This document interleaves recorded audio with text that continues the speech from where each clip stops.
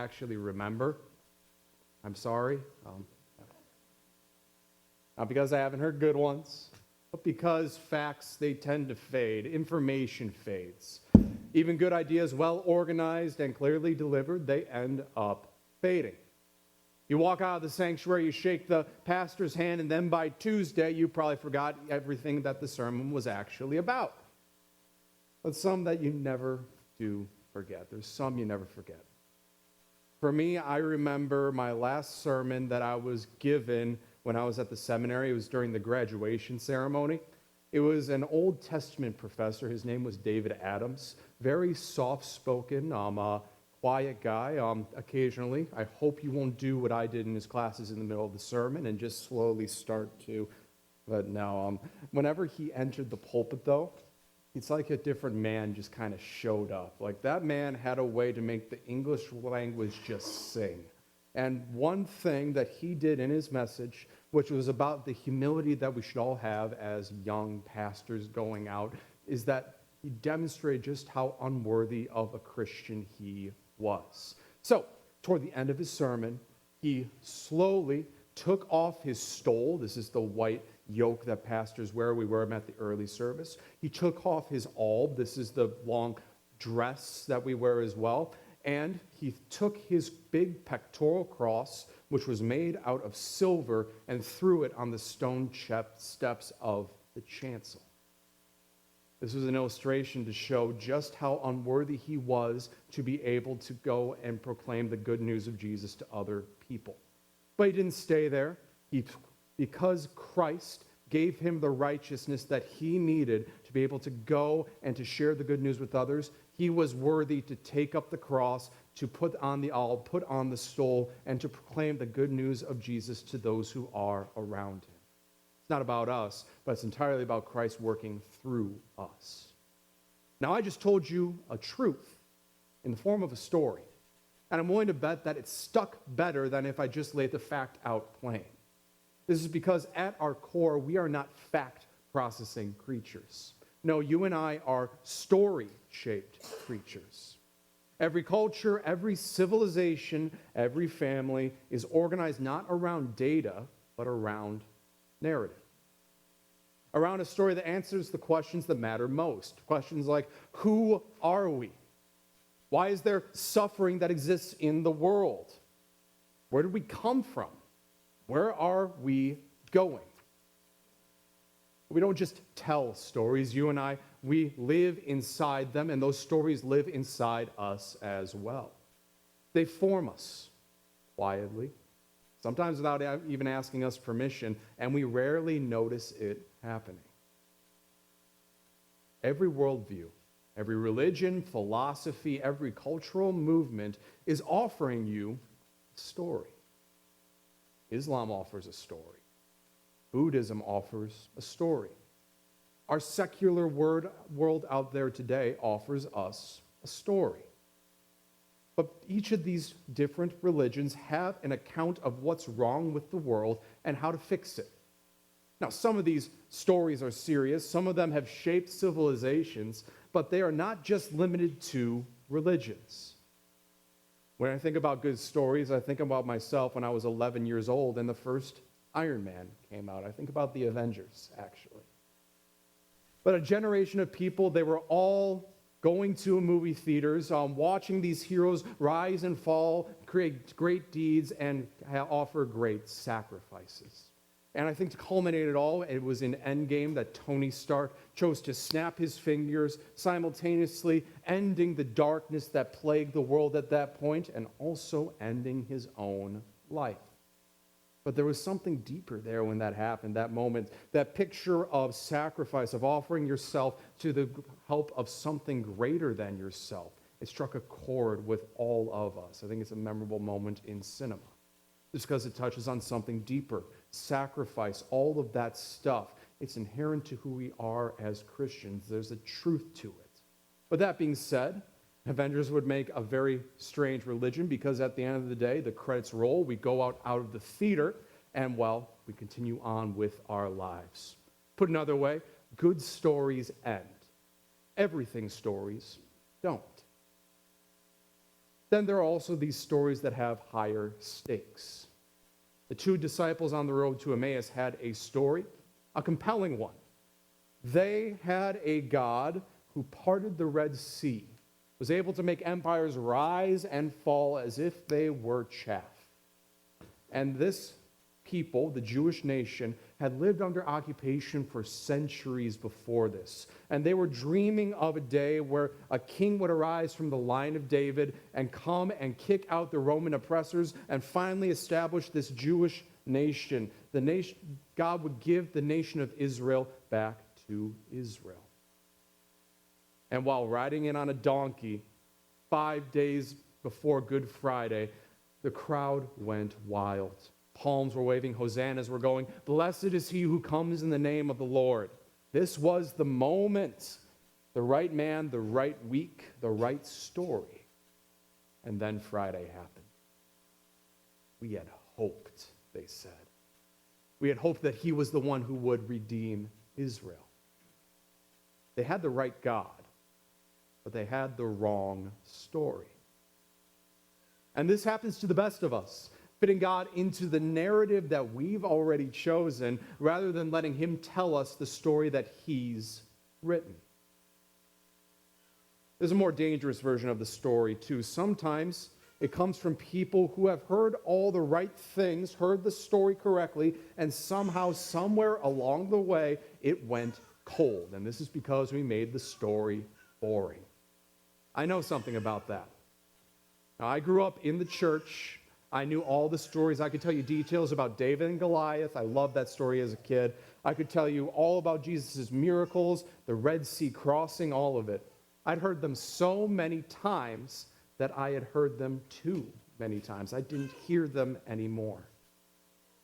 What I mean by this, quite a few more Sundays that I care to recount. I remember slipping out of Sunday school with me and some of my other middle school age friends, and we would go and sit on the steps outside the church and just wait for our parents to be done. This is not because we had anything better to do, but anything sounded better than sitting in Sunday school and just hearing the stories. The most important story in the world was being told in the other room, and we thought it was the most boring thing that we had ever heard. Anything was better than sitting there. For a middle school boy, literally anything.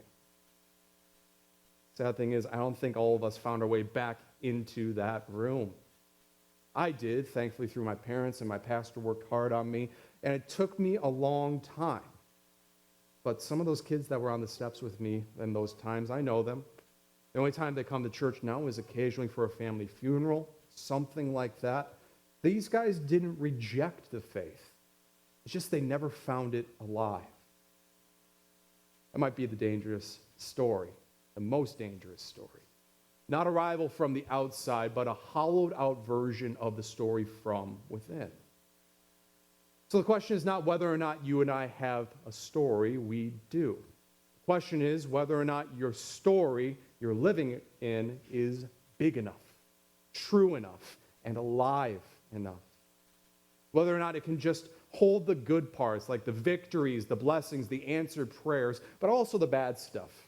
The losses, the unanswered questions, the Fridays that don't become Sundays all that quickly. Is there a story that holds everything? There were two people on the road outside of Jerusalem who thought that they had one. They'd given everything to this story, left their lives for it, and 5 days ago they had been in the crowd on Palm Sunday, palm branches waving, hosannas echoing off the stones. The whole city stirred. They believed he was the one, the hero the whole story had been waiting for. Then Good Friday happened. Now it was Sunday, and they were walking away, 7 miles, heads down. The past tense had settled over everything like ash. We had hoped that he was the one who would redeem Israel. The hero had gone down, and unlike the movies, he had not gotten back up, or so they thought. But as far as they could tell, the story was over. Then the stranger just comes and appears next to them. They stop walking when he speaks. Luke says their faces were downcast, and then one of them, Cleopas is his name, answers Jesus with something that almost sounds irritated. Are you the only visitor to Jerusalem who doesn't know the things that have happened here? The stranger pauses and says, what things? You can almost hear the comedy in it. He makes them say it. He doesn't tell them what they've lost. He asks them to name it themselves. Because the hardest part of a story ending isn't the facts about how it happened. Having to say out loud what you believed, what you hoped, what you had built your life around. What things? What things have you chosen to build your life around? What ways has the story seemed to be in the past tense? What ways has the story seemed to grow cold? But they tell him their story, and so he listens and then he speaks. Not with comfort first, that comes later, not with explanation or apology or a quick reassurance. He begins at the beginning with Moses, the prophets, the whole long arc of the story of God interacting with his creation. And what he's doing is telling them the story of everything. This isn't a religious history lesson, not a corrective lecture either. It is the story of a world made good, then broken, but not abandoned. A world that God had been moving patiently toward at great cost, but from the very first page. Every promise kept even when it looked like it wouldn't be. Every exile that didn't have the last word, every thread that seemed to grow cold, picked back up, and all of it, every last thread gathering toward that, toward a cross, toward a tomb, toward the very thing they thought had ended the story. Was it not necessary, Jesus said, that the Christ should suffer and enter into his glory? The cross wasn't an accident. Not even really a defeat. Not an act two of a story that needed a better ending. No, the cross was the hinge that the whole story was always turning on. Let's be honest about something for a minute. There is a version of Christianity that is profoundly dull and boring. That presents the faith as rules to follow on Sunday morning before you go ahead and get back to your real life. That has successfully convinced an enormous number of people, including, if we're being honest, probably some people in this room, that being Christian means being vaguely guilty and then mildly bored in the presence of a God who is mostly disappointed in you. That is not the story being told on this road. Because something is happening to these two disciples as he's talking with them. Something had grown cold in them. Cold since Friday, cold since the tomb, cold since the story had seemed to end. Something in them's waking back up and catching fire. Now, they don't notice it while it's happening. They can't name it in the moment, but they're just walking, just listening, just trying to hold themselves together on a road that they've already walked in the other direction. And later, after everything, when they're trying to put words to what they experienced, they said this: "Did not our hearts burn within us while he talked with us on the road, while he opened the scriptures to us?" Their hearts burning. They didn't get duty, not information, not a corrected theology neatly filed away. No, they felt their hearts on fire. This is because the story, when it's told in its entirety and told well, it all hangs together because it is good, it is true, and it is beautiful. Those three things belong together. Now, if you remove truth without beauty, it becomes just this cold list of propositions. Beauty without truth, it becomes sentiment, lovely for a moment and then gone. And if you lose goodness, you lose the grounding, you lose the very ground on which we stand on. But when all three arrive together at once, when a story is true and good and it all hangs together, the way our story hangs together, something in us knows that we can't explain it. Before we defended it, before we worked all the theology, it is from God. That's what's happening on this road.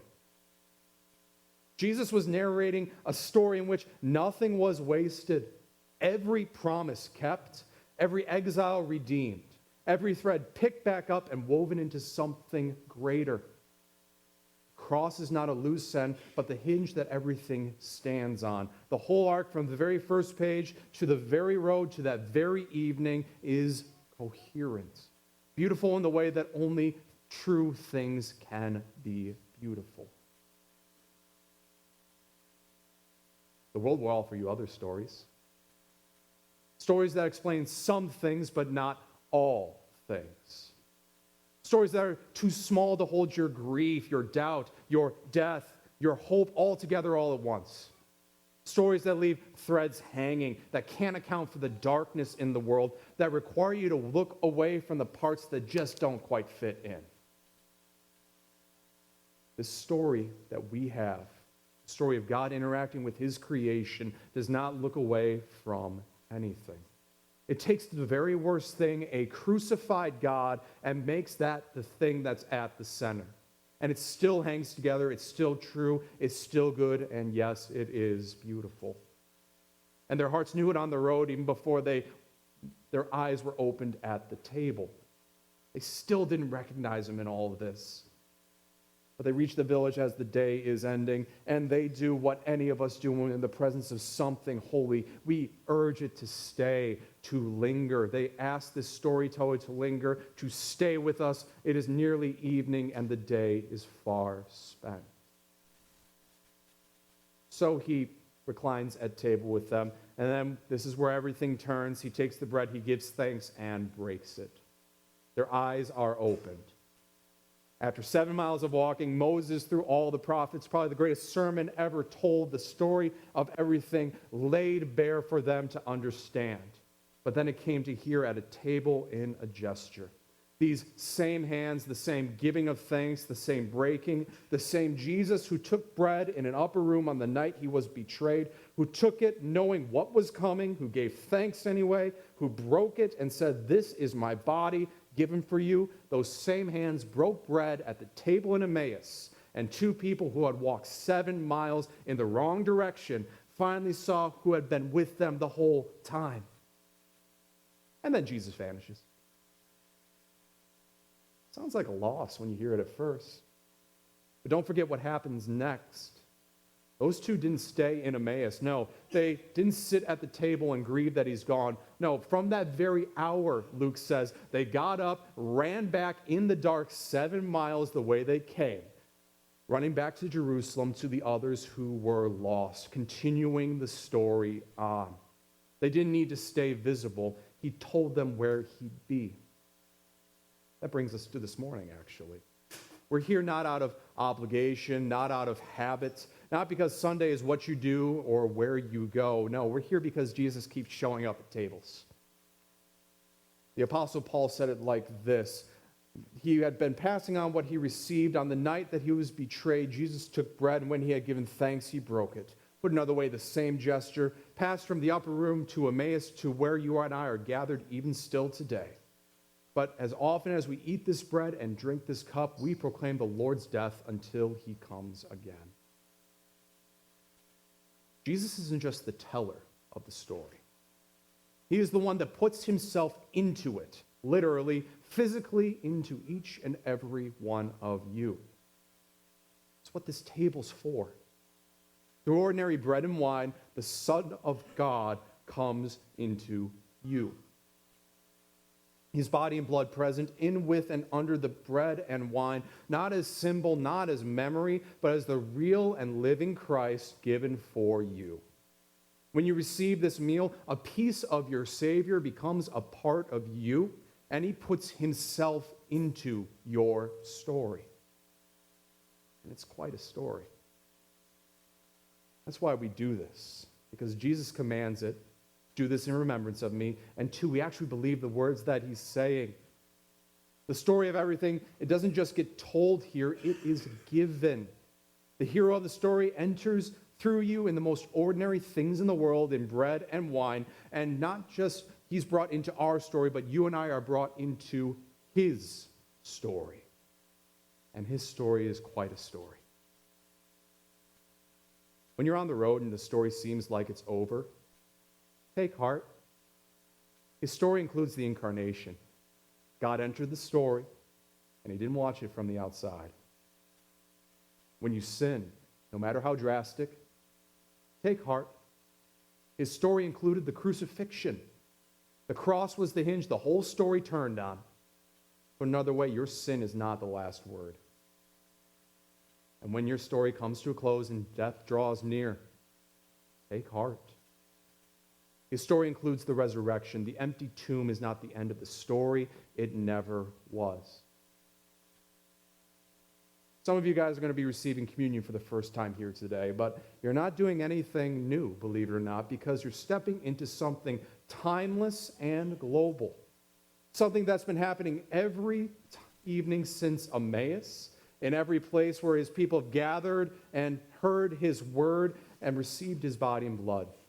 This could be places like little churches to grand cathedrals in languages that you and I will never speak, at tables that I've stood at and I have yet to stand at.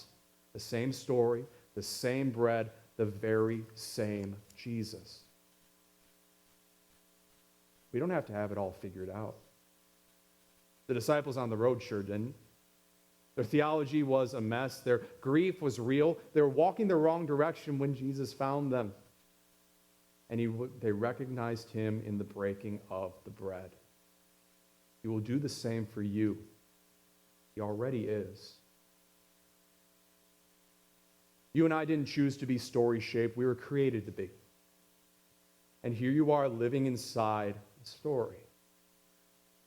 Which story are you living inside? Not the one you give as an answer in a confirmation class. No, the real one. The one that tells you what your life means, what your suffering is for, and where you're going when everything falls apart. Is the story big enough? Because the story of everything, the one that Jesus told on the road, the one that has been told at tables like this for 2,000 years, is the only story that holds all of it. The only story where the cross is not the ending, the only story where the hero doesn't just survive, he rewrites death itself and invites you to the table to tell you so. Your hearts were made to burn for this. Don't settle for smaller stories. Live in tune to his. Did not our hearts burn within us when he walked with us on the road? They will, until he comes back and finishes what he started. And it will be really